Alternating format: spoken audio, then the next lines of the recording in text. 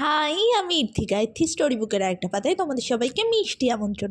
তো সেদিন ছিল আমার স্টুডেন্ট পৃথার বার্থডে, আর আমি সকালবেলা উঠে নিজের হাতে ওর জন্য এই বার্থডে কার্ডটা তৈরি করেছিলাম। তো তারপর আমরা চলে গিয়েছিলাম একটু কেক দেখতে। এখানে অনেক রকম কেক ছিল, কিন্তু পৃথা ওর পছন্দ মতো একটা কেক বলেছিল আর সেটাই বানিয়ে দিয়েছিল।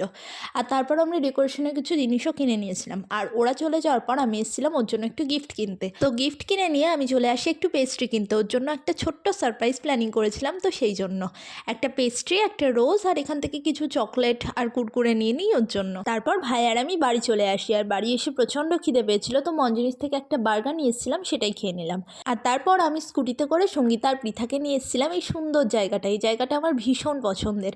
তো এখানেই আমি ওর জন্য ছোট্ট মতো একটা সারপ্রাইজ প্ল্যানিং করেছিলাম। এই যে ওর জন্য যে পেস্ট্রিটা এনেছিলাম সেটা, রোজটা, আমার বানানো কার্ডটা আর কুরকুরে, সমস্ত কিছু সুন্দর করে সাজিয়ে রেখেছিলাম। আর ওকে আমি কিছুটা দূরে দাঁড় করিয়ে রেখেছিলাম। তো সব সাজানোর পর ওকে আমি সামনে নিয়ে এসেছিলাম।